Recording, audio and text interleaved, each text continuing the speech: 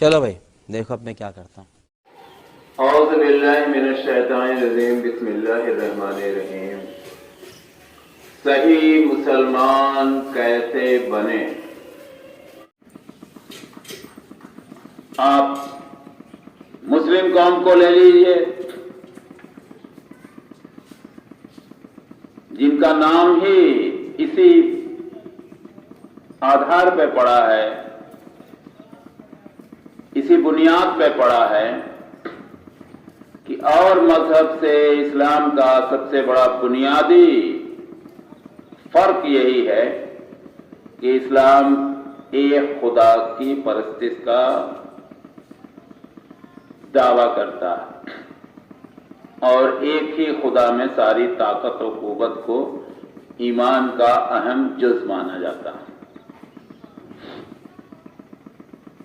باوجود اس کے اچھی خاصی تعداد آج تک یہ طے نہیں کر پائی کہ کیا واقعی خدا اللہ تبارک تعالیٰ میں ہی ساری طاقت و قوت ہے. آج بھی وہ نبیوں میں، فرشتوں میں، بزرگوں میں کسی نہ کسی بہانے یہ باور کرانے کی کوشش کرتی ہے قوم کہ انہیں بھی اللہ تبارک تعالیٰ نے طاقت و قوت عطا کی ہے، جبکہ وہ آیتیں بھی پڑھتے ہیں. قرآن کا ان سے بھی تعلق ہے. باوجود اس کے وہ آج بھی یہ ماننے کے لیے تیار نہیں ہیں کہ ساری طاقت و قوت کا تنہا مالک صرف اور صرف اللہ تبارک تعالیٰ ہے. اسی لیے اس نے اپنے بارے میں احد کہا ہے، وہ اکیلا تنہا. واقعات سناتے وقت نبی اور رسول کو جو معجزے دیے گئے ہیں اللہ تبارک تعالیٰ سے، اس کو اس طرح سے نہ بتا کے کہ اللہ تبارک تعالیٰ سے تھا، کی طرف سے تھا، وہ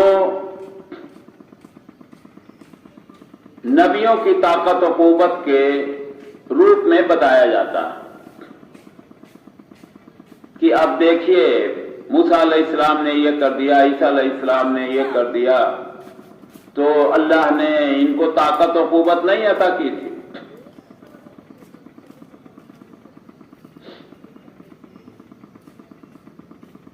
اس طرح کی باتیں کی جاتی ہیں. ظاہر سی بات ہے کم پڑھا لکھا مسلمان جو قرآن و سنت سے ناواقف ہے، نہیں ڈھنگ کا مطالعہ ہے، کسی بھی وجہ سے وہ ناآشنا ہے دین سے، اس کے بعد سمجھ میں آسانی سے آ جاتی ہے. اسی کی دوسری شکل قبروں سے لوگوں کا لفتگا. اگر آپ انہیں ٹوکیں، سمجھانے کی کوشش کریں تو بارہا ادھر سے جواب آئے گا، محترم میں ان کو اللہ سمجھ کے تھوڑی جاتا ہوں، ہم انہیں خدا تھوڑی سمجھتے ہیں. ہم تو یہ سمجھتے ہیں کہ ان کے اندر جو طاقت و قوت دی گئی ہے وہ اللہ تبارک تعالیٰ کی ہی عطا کی ہوئی، اور یہ اللہ کے قریبی ہیں اور یہ ہماری سفارش کریں گے. بات سننے میں بہتر بھی لگتی ہے، اچھی بھی لگتی ہے، پسند آنے والی بات ہے کہ اللہ کی طاقت و قوت ہے اور وہ جسے چاہے جیسے چاہے عطا بھی کر سکتا. لیکن کیا وہ اپنی طاقت و قوت کا عطا کرنے کے بعد احد رہ جائے گا، اکیلا طاقت و قوت کا مالک رہ جائے گا؟ نہیں. یہی غلطی مشرکین مکہ کی تھی. اللہ کے نبی صلی اللہ علیہ وسلم کو صادق و امین ماننے کے باوجود انہوں نے سب سے پہلا اعتراض اسی پر کیا تھا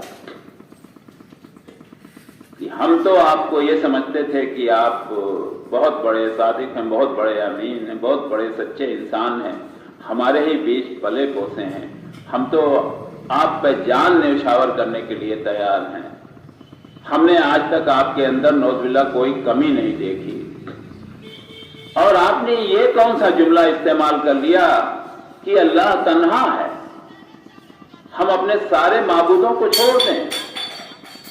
یہ آپ کیسی باتیں کر رہے ہیں بہکی بہکی؟ وہیں سے معاملات الٹ گئے۔ جو چند سیکنڈ پہلے جان دینے کے لیے تیار تھے وہ اب جان لینے پہ آمادہ ہیں، اور وہیں سے عہد کی لڑائی شروع ہو جاتی۔ کن کن پریشانیوں سے، کن کن مرحلوں سے لوگوں کو گزرنا پڑا ہے، کیسی کیسی تکلیفیں دی گئی ہیں، کیسی کیسی اذیتیں دی گئی ہیں، جو کہ اگر آپ قرآن اور سنت کا مطالعہ کریں گے تو آپ کے رونگٹے کھڑے ہو جائیں گے۔ ایک صحابی کو دونوں ہاتھ دو اونٹوں کے اس میں باندھ دیا گیا، دونوں پیر دو اونٹوں کے، اور چاروں کو چاروں دشاؤں میں ہانک دیا گیا، اور آپ کا جسم مبارک ٹکڑے ٹکڑے ہو گئے۔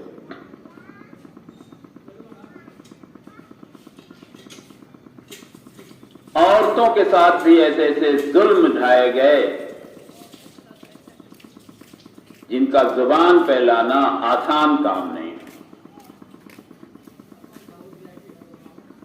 بلال رضی اللہ عنہ کو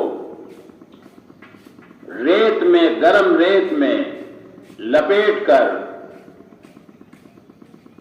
کمبل کا دھواں بنا کر جلایا گیا اور دھوئیں دی گئی، اور صرف بار بار یہ کہا گیا کہ تم کہہ دو، تم آبائی دین پر واپس آ جاؤ، یہ نہ کہو کہ اللہ اکیلا ہے، لیکن وہ بار بار احد احد احد ہی کہتے رہے،